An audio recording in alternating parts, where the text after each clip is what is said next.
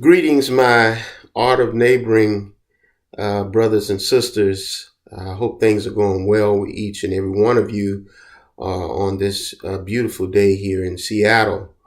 I just want to spend a few minutes with you on chapter 7 and 8.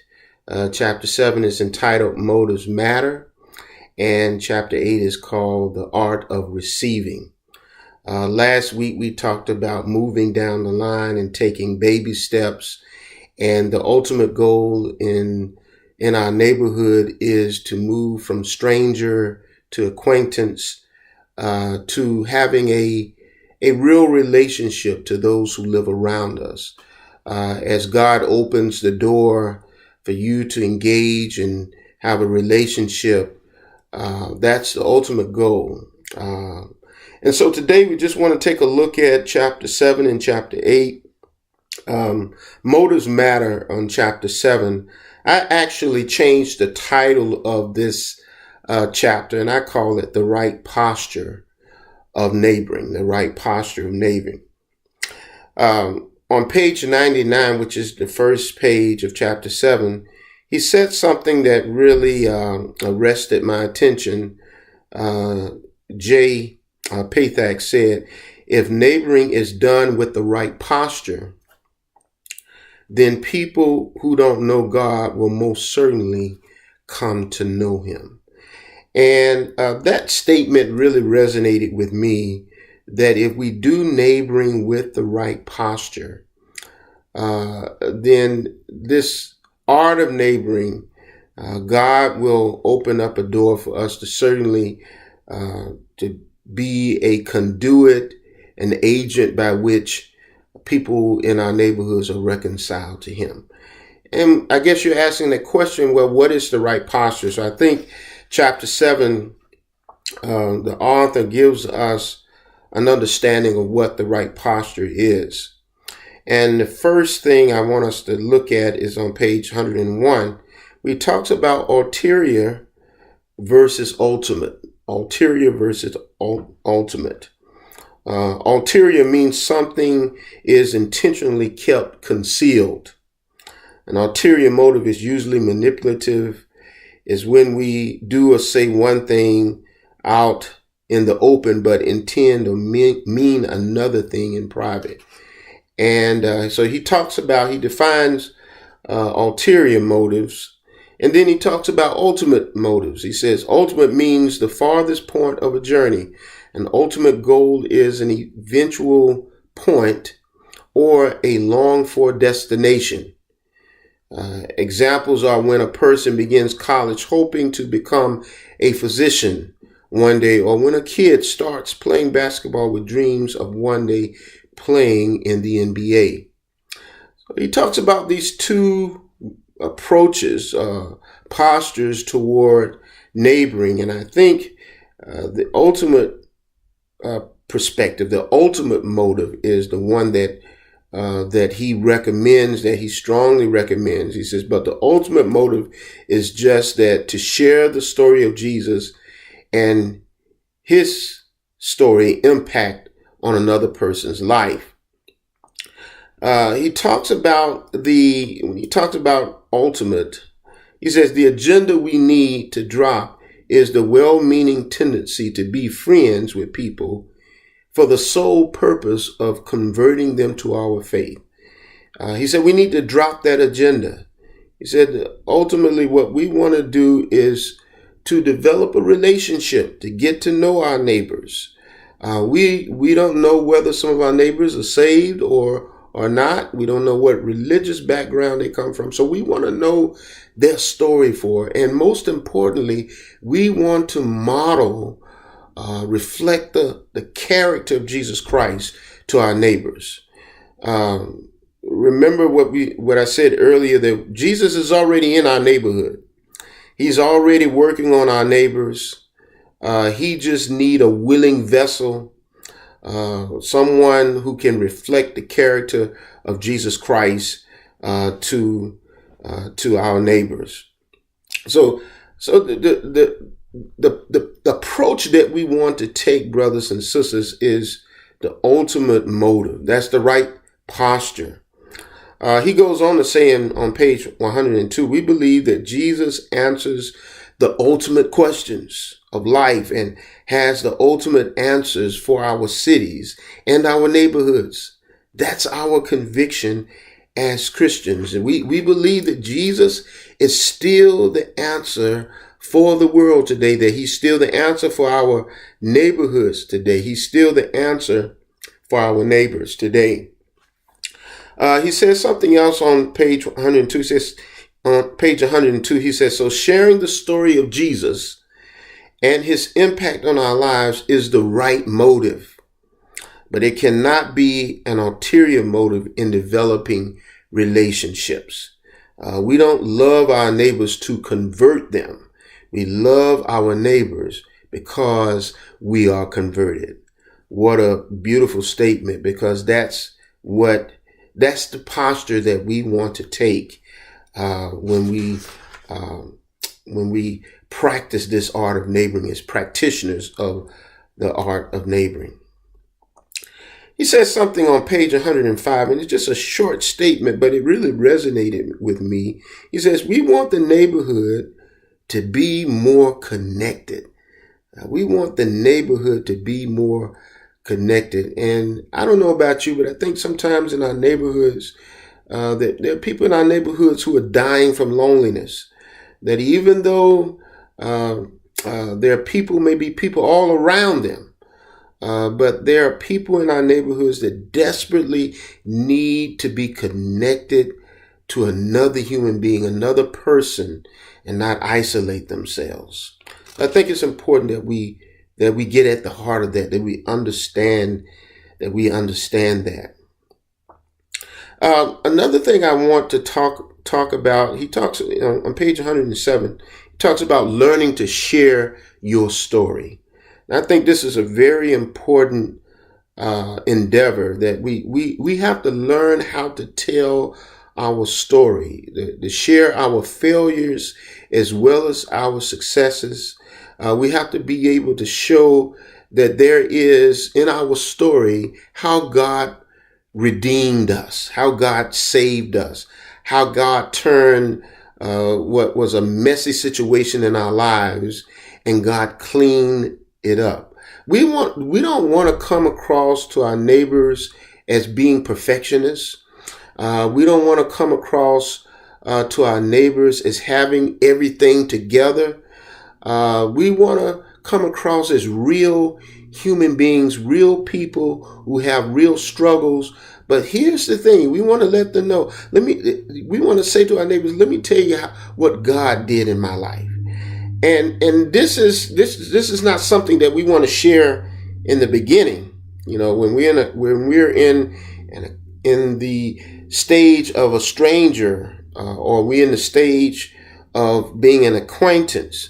But once we get to the relationship stage, where we have gained credibility with our neighbors, then that's when we want to share our stories. And we want to pray and say, Lord, give me an opportunity to share my story and give me clarity to share my story. So he talks about this on page 107. He says, your life is a story.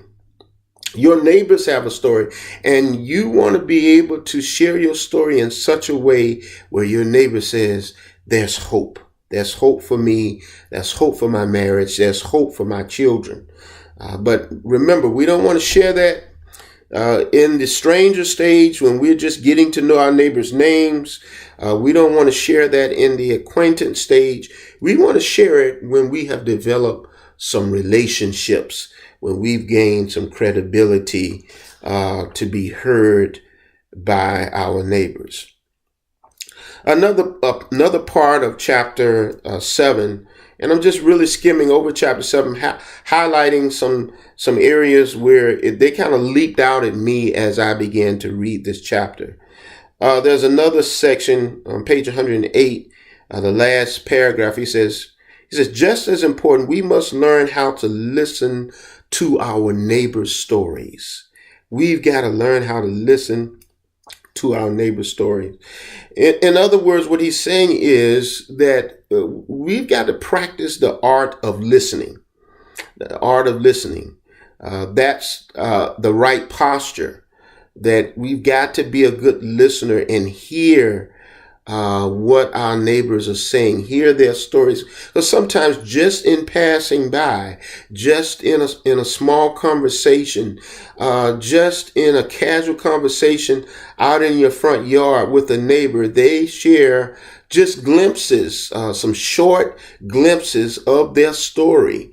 And we've got to be willing to listen enough to put the pieces of their story together and begin to start praying for them, because it's in when they share their story that we learn how to pray for them, that we know what to pray about in their for their lives and what God is doing in their lives.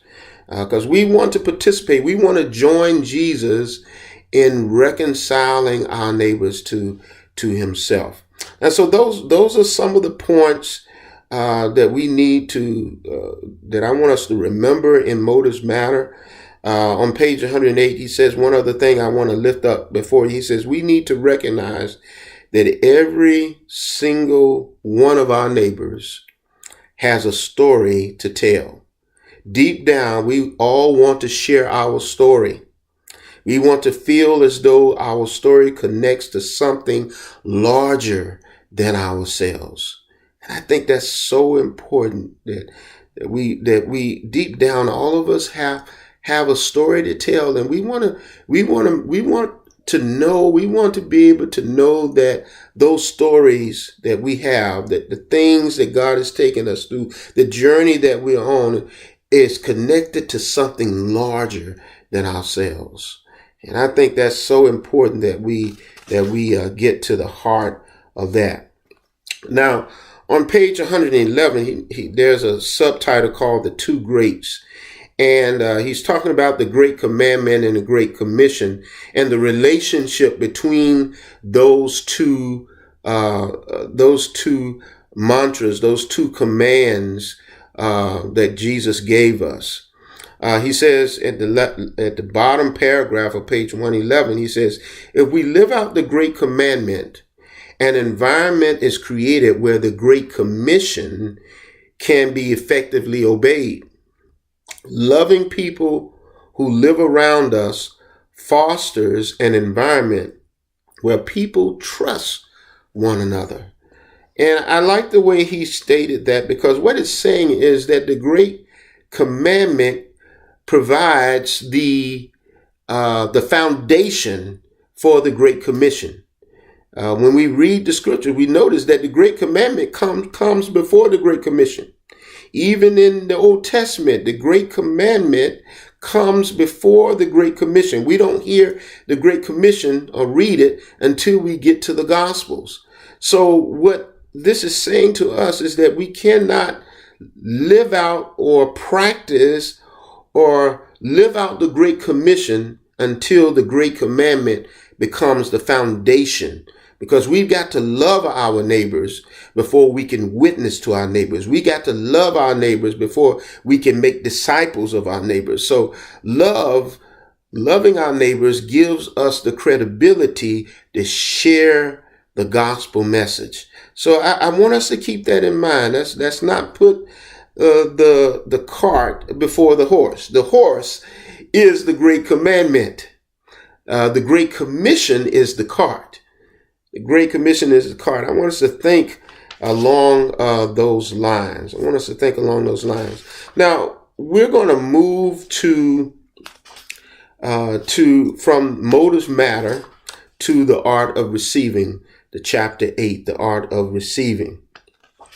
And I love this chapter, because what it's really saying to us that when we practice the art of neighboring, we don't want to come across as the savior to our neighborhood. Jesus has already died for your neighbors. You don't have to die for them. Jesus is already at work in the lives of your neighbors, of our next door neighbors. And so what he's saying in this chapter is that we've got to be if this relationship between our neighbors is going to be authentic, if it's going to be real, we've got to be willing to receive from our neighbors just as much as we give to our neighbors, because our neighbors have something to offer us. They have something to offer us, and there are a number of stories that he shares in this chapter about neighbors having something to offer, that God has given them gifts as well. Now, on page 119 and page 120, I want to read this statement to you. He says, he talks about a lack of vulnerability, and he talks about this person who he's engaging in. And he talks about great neighborhoods are built on reciprocal relationships, on two-way streets. So great neighborhoods, the neighborhood that we live in, we want our neighborhoods to be great. And so great neighborhoods are built on reciprocal relationships. It's a two-way street. We've got to be willing to be vulnerable. We got to be willing to be a participant in this great, these relationships that we are engaging in with our neighbors. I can't emphasize that enough. He says, allowing ourselves to be on the receiving end can be harder than it looks. Our tendency is to put ourselves in positions of power. That's our tendency. But what he's saying here is that we've got to be on the receiving end. We got to be on the receiving end. When our neighbors want to do something for us, when they want to help us, if we are sick, if we need our grass cut. I just had an experience just today when my wife and we don't have a lawnmower yet, and the grass is getting kind of high. And so my wife and I walked across the street, and she asked our neighbor, about his yard, and asked him, and we kind of talked about, we're in the process of getting a lawnmower. He offered his lawnmower to us, for us to use his lawnmower. And we have to be willing to receive that. And so don't feel uncomfortable when your neighbor offers to help you. There are some things that your neighbors are good at. There's some things that they like to do. There's some things that they are passionate about. And so we need to understand, and this is what he says on page 121, we need to understand that everyone on our block has something to bring to the relationship.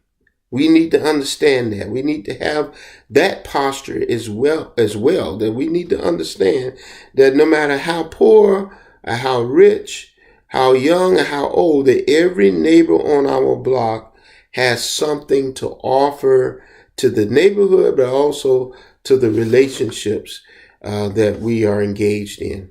And he talks about some practices, some things that we've got to be willing to be vulnerable if we're going to practice this art of receiving. He says on page 122, it takes humility. It may feel wrong to impose on someone else, but it requires humility. He says receiving can be a challenge for a number of reasons. And some of it has to do with humility. Some of it has to do with pride. And sometimes we can be so prideful that we don't want to receive. To receive help, he says, requires humility. And so I want you to pray for me, and I'm going to pray for you that God gives us a humble posture, that he gives us a humble posture, because God could be working on us through our neighbors just as much as he is working on our neighbors through us. See, the way God works is always a two-way street. God never works in one direction. God works in multiple directions. So at the same time he's doing a work in your neighbor's heart, he's doing a work in your heart. And so we've got to be willing to receive that. He talks about receiving. He says on page 123 that receiving boils down to simply admitting your need and asking for help. Admitting your need and asking for help. He talks on page 125. There's something that I highlighted, and it's the last chapter. The last paragraph. He says, "We believe that a part of being a good neighbor means returning to those days of depending on and helping one another." And I think what Jay Pathak is saying is that there used to be a time when neighborhoods were much closer than they are today. There used to be a time where it was not uncommon for a neighbor to be friendly, and it used to be a time when if you needed a cup of sugar, or you needed a couple of eggs, that you could go next door and knock on your neighbor's door and ask them, "Can I just borrow a cup of sugar? I'm trying to finish up making a cake," or "Can I borrow a couple of eggs? Do you have some extra towels?" or what have you. There used to be a time when neighborhoods were much closer than they are today. But with technology, with the nuclear family moving away, and when in a time where neighborhoods are always in transition, and so we're much farther removed than those days of old when neighborhoods were much closer. But what he's saying here, even in this whole book, is that being a good neighbor is a Christian thing. It's a God thing. It's a Jesus thing. And it's about reflecting the character of Jesus Christ. He says on page 126, he says, "Keep in mind that a bond is created anytime someone serves you, or whenever you serve someone else." That people remember. What he's saying is people remember when you serve them. People remember when they are being served. People remember, because serving someone means that you care for them, that you're meeting them at their point of need. So it creates a bond. It creates a sense of connection when we serve one another and when we're willing to be served. Last but not least, on page 128, he says this. He says, "Jesus chose to make himself vulnerable. The one who came to give everything for us was also willing to receive from us." Yes, Jesus practiced the art of receiving. And we see this in Jesus' life. When Jesus was at the leper's house, who he had just healed, and the woman who had an alabaster box, and she came to another person's house, and she broke that alabaster box that had the perfume in it, and she began to wash Jesus' feet with her hair. Jesus was on the receiving end of that, and he did not tell this woman, "Don't do this. You're out of line. You're out of your place." But no, Jesus allowed this woman to minister to him. He allowed himself to be on the receiving end.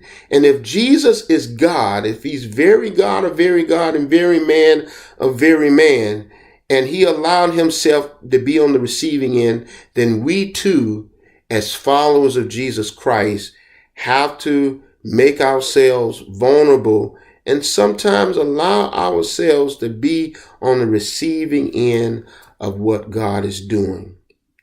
Now, this is just an overview of these two chapters, chapter 7 and chapter 8.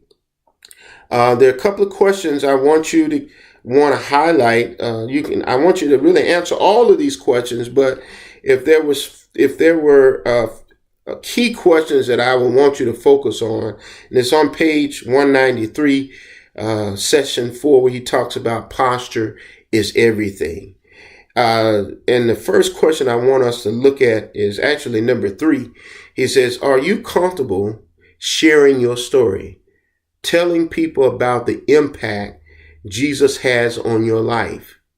When did you last share your story with someone? I think this question is a very important question. As a matter of fact, I would encourage you to write down your story. In 2 or 3 pages, write down some key turning points of your life story, and be willing and be ready to share your story with a brother or sister, to be willing to share your story with a neighbor. When the opportunity comes, I want you to have clarity, some redemptive themes of what God has done in your life. And I want you to be able to share your failures as well as your successes. Number 4, he says, we don't love our neighbors to convert them. And this is a quote from page 102. He says, we love our neighbors because we are converted. I want you to discuss with someone the tension in this statement. Discuss the tension in this statement. Even when we put this on YouTube, there's a comment section, and you can share a little bit with me in the comment section, or you can ask some questions of me in that comment section. That's a way for us to dialogue and to engage in this chapter. The next question is number 6 on page 193. He says, and this is a quote, the art of receiving is not complicated. It comes down to being aware of our own needs. It's about opening our eyes, being vulnerable enough to ask and receive, And he says, what current needs do you have that a neighbor might be willing or might be able to help you with? Now, this begs the question, you got to know your neighbor well enough to know what skill sets they have, what they're good at.